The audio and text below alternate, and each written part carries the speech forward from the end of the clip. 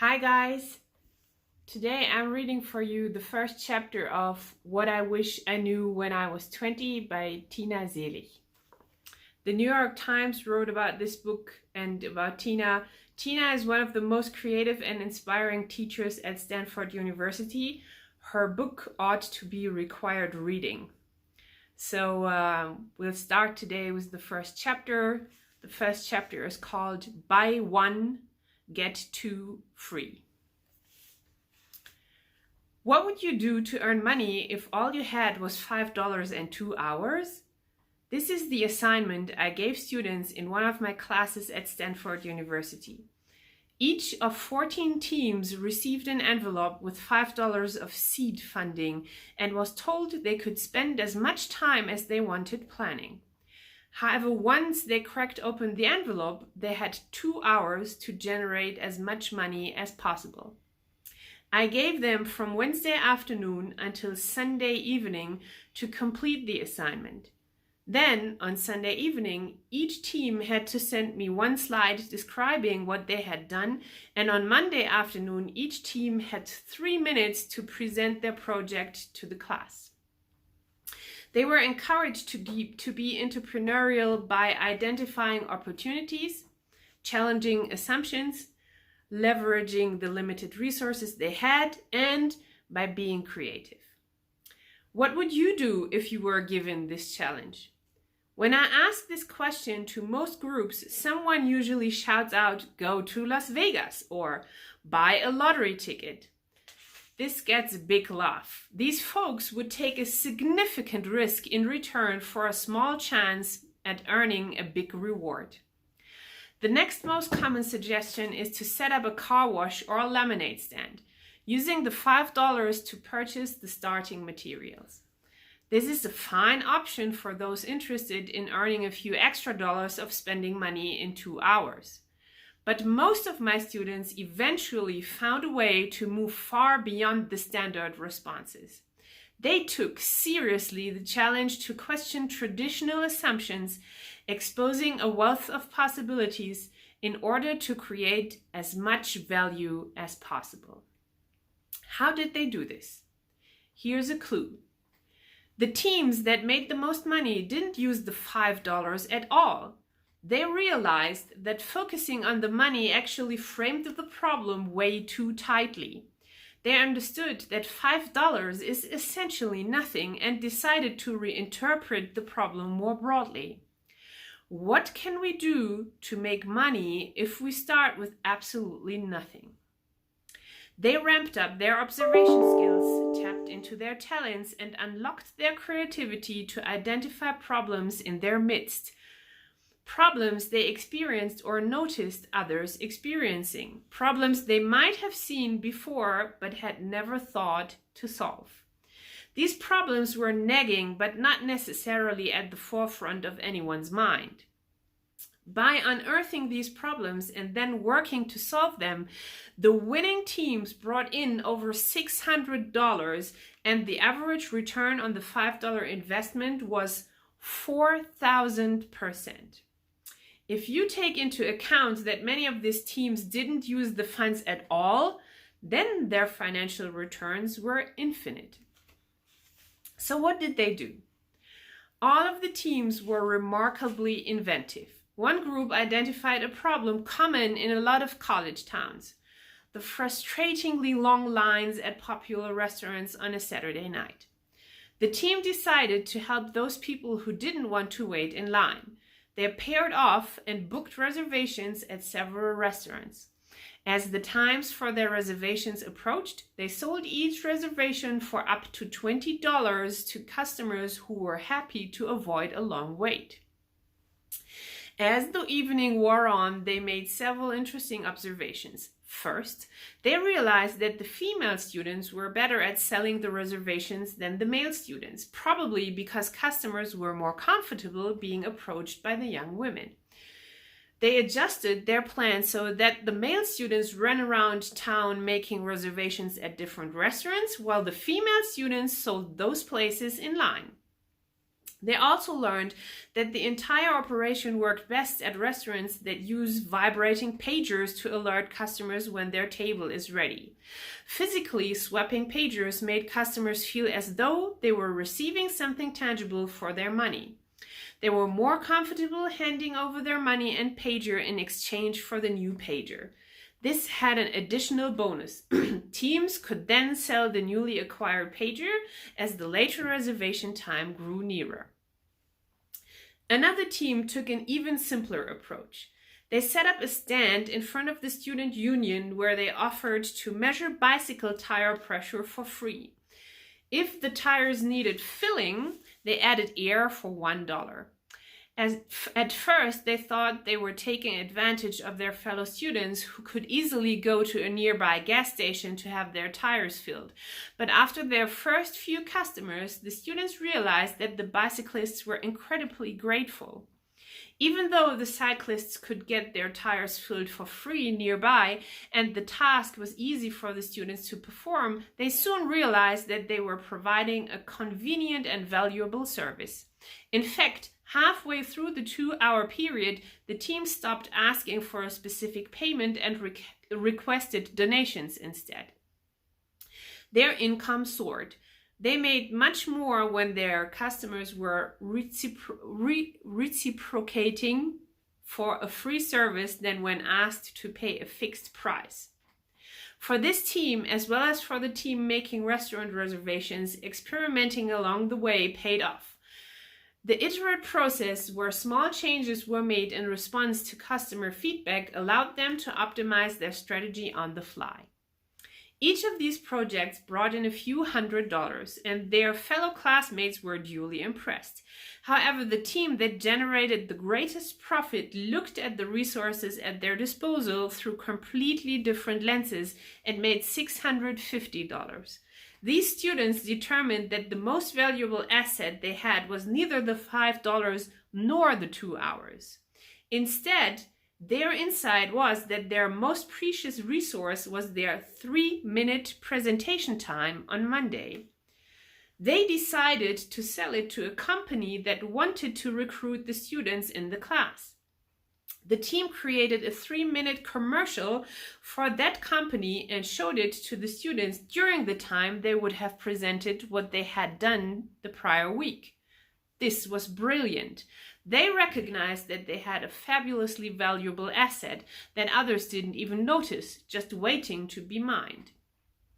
Each of the other 11 teams found clever ways to earn money, including running a photo booth at the annual Viennese ball, selling maps that highlighted local restaurants during Parents' Weekend, and designing and selling a custom t-shirt to the students in the class.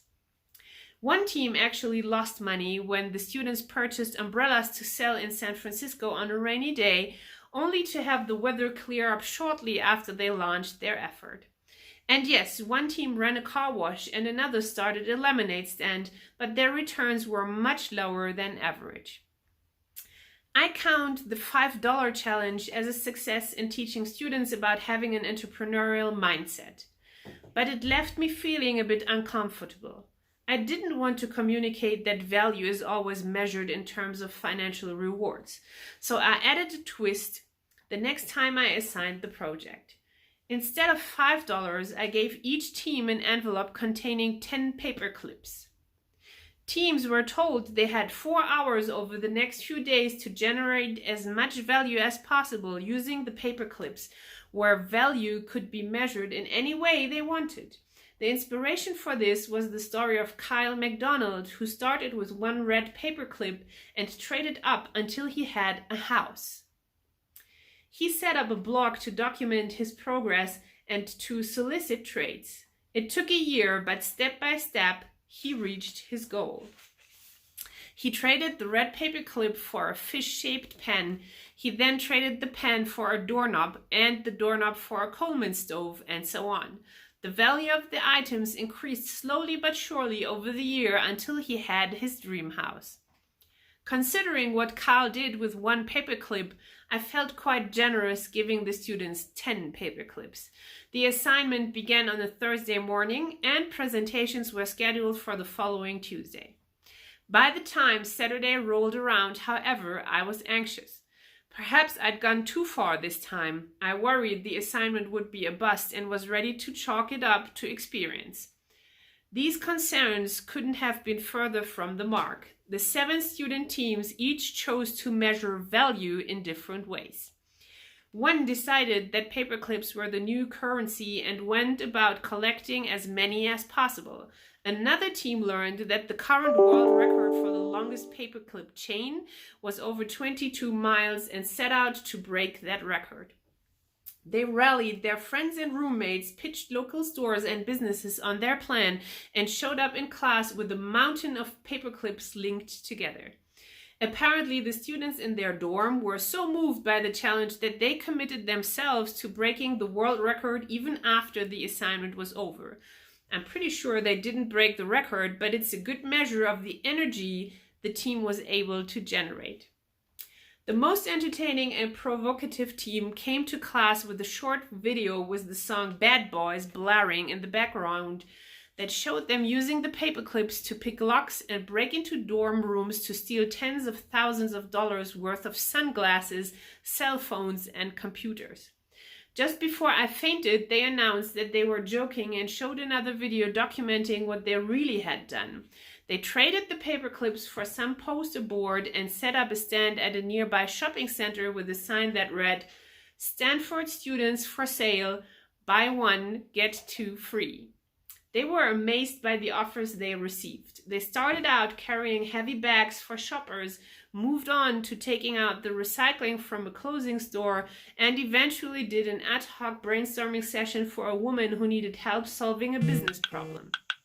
She paid them with 3 computer monitors she didn't need. Over the years, I've continued to give groups similar assignments, changing the starting material from paper clips to post-it notes or rubber bands or water bottles. Each time, the students surprise me and themselves by what they accomplish with limited time and resources. For example, using one small package of post-it notes, students created a collaborative music project, a campaign to educate people about heart disease, and a public service commercial called Unplug It, about saving energy. This exercise ultimately evolved into what has become known as the Innovation Tournament, with hundreds of teams from all over the world participating. In each case, participants used the competition as a means to look at the world around them with fresh eyes, identifying opportunities in their own backyard. They challenge traditional assumptions and in doing so generate enormous value from practically nothing. The entire adventure with post-it notes was captured on film and became the foundation for a professional documentary called Imagine It. The exercises described above highlight several counterintuitive points. First, opportunities are abundant. At any place and time, you can look around and identify problems that need solving. Some are mundane, such as scoring a table at a popular restaurant or pumping up bike tires. Many, as we well know, are much larger, relating to major world issues. As Vinod Khosla, a co-founder of Sun Microsystems and a successful venture capitalist, says so clearly, the bigger the problem, the bigger the opportunity. Nobody will pay you to solve a non-problem. Second, regardless of the size of the problem, there are usually creative ways to use the resources already at your disposal to solve them. This is actually the definition many of my colleagues use for entrepreneurship. An entrepreneur is someone who's always on the lookout for problems that can be turned into opportunities and finds creative ways to leverage limited resources to reach their goals. Most people approach problems as though they can't be solved and therefore don't see the creative solutions sitting right in front of them. Third, we so often frame problems too tightly. When given a simple challenge such as earning money in 2 hours, most people quickly jump to standard responses. They don't step back and look at the problem more broadly. Taking off the blinders opens up a world of possibilities. Students who participated in these projects took this lesson to heart. Many reflected afterwards that they would never have an excuse for being broke, since there's always a nearby problem begging to be solved. These assignments grew out of a course I teach on entrepreneurship and innovation at Stanford University. The overarching goal is to demonstrate that all problems can be viewed as opportunities for creative solutions. I focus first on individual creativity, then move on to creativity in teams, and finally dive into creativity and innovation in large organizations. I give my students small challenges and slowly make them more difficult. As the course progresses, the students grow increasingly comfortable seeing problems through the lens of possibility and are eventually willing to take on just about anything that comes their way. I've been at Stanford for 10 years as the executive director of the Stanford Technology Ventures program, which is located in the School of Engineering. Our mission is to teach scientists and engineers about entrepreneurship and to provide them with the tools they need to be entrepreneurial in whatever role they play. We believe, along with a growing number of universities around the world, that it isn't good enough for students to come out of school with a purely technical education. To be successful, they need to understand how to be entrepreneurial leaders in all working environments and in all parts of their lives. STVP focuses on teaching scholarly research and outreach to students, faculty, and entrepreneurs around the world. We strive to create T-shaped people, those with a depth of knowledge in at least one discipline and a breadth of knowledge about innovation and entrepreneurship that allows them to work effectively with professionals in other disciplines to bring their ideas to life. No matter what their role, having an entrepreneurial mindset is key to solving problems from small challenges that face each of us every day to looming world crises that require the attention and efforts of the entire planet. In fact, entrepreneurship cultivates a range of important life skills from leadership and team building to negotiation, innovation, and decision making.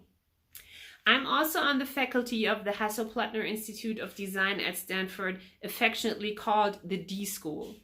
This cross-disciplinary program draws upon educators from across the entire university, including the schools of engineering, medicine, business, and education.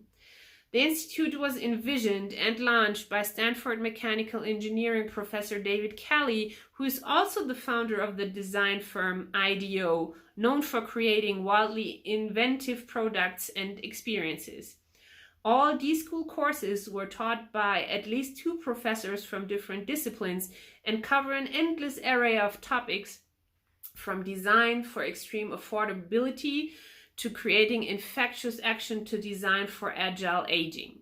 As part of the D-School teaching team, I've experienced the thrill of radical collaboration, extreme brainstorming, and rapid prototyping as we give our students and ourselves big, messy problems with more than one right answer. This book draws upon the stories that come out of the classrooms at Stanford, as well as from my prior experiences as a scientist, entrepreneur, management consultant, educator, and author. Other stories come from those who have taken a wide range of paths, including entrepreneurs, inventors, artists, and academics. I'm fortunate to be surrounded by those who have done remarkable things by challenging assumptions and are eager to share their tales of success and failure. Many of the ideas presented here are the popular opposite of the lesson we are taught in a traditional education system.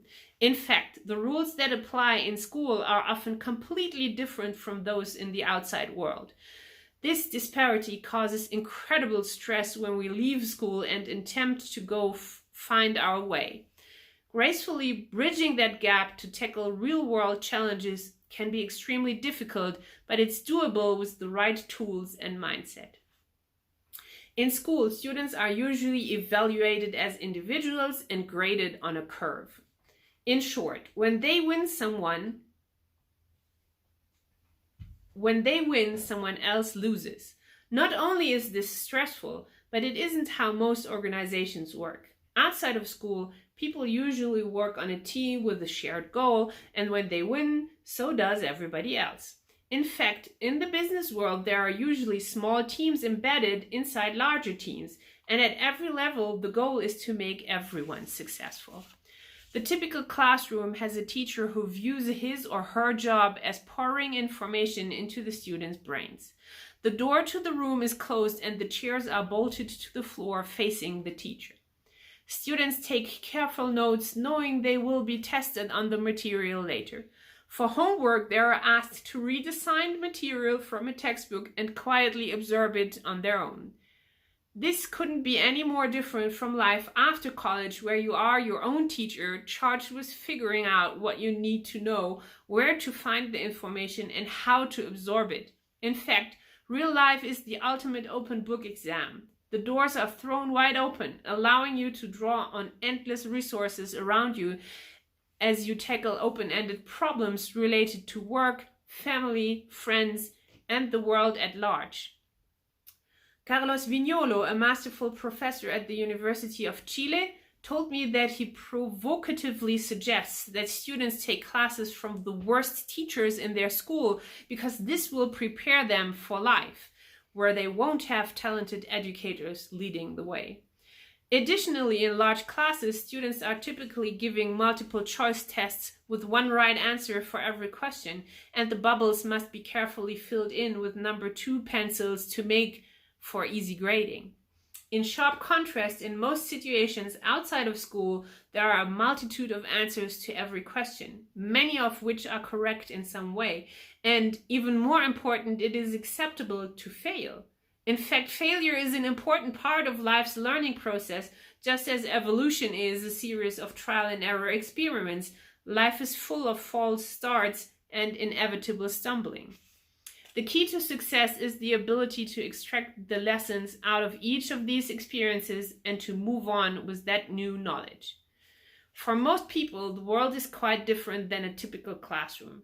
There isn't one right answer that leads to a clear reward, and facing the wall of choices in front of each of us can be quite overwhelming.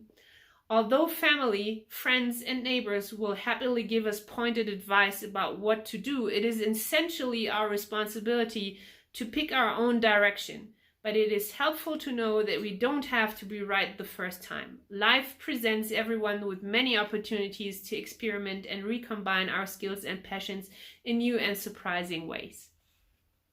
The concepts presented in this book turn many well-worn ideas on their heads. My hope is to challenge you to see yourself and the world in a fresh light. The ideas are straightforward but not necessarily intuitive. As an educator focusing on innovation and entrepreneurship, I have seen firsthand that these ideas are relevant to those working in dynamic environments where situations change rapidly, requiring those involved to know how to identify opportunities, balance priorities, and learn from failure. Additionally, the concepts are valuable to anyone who wants to squeeze the most juice out of life. In the coming chapters, I will tell stories that come from a wide variety of sources, from recent college graduates to seasoned professionals. Hopefully, some of their experiences will resonate with you, providing insights and inspiration as you consider the choices you face throughout your life. Essentially, the goal of this book is to provide a new lens through which to view the obstacles you encounter every day while charting your course into the future. It is designed to give you permission to question conventional wisdom and to revisit the rules around you. There will always be uncertainty at each turn, but armed with the confidence that comes from seeing how others have coped with similar ambiguities, the stress will morph into excitement and the challenges you face will become opportunities.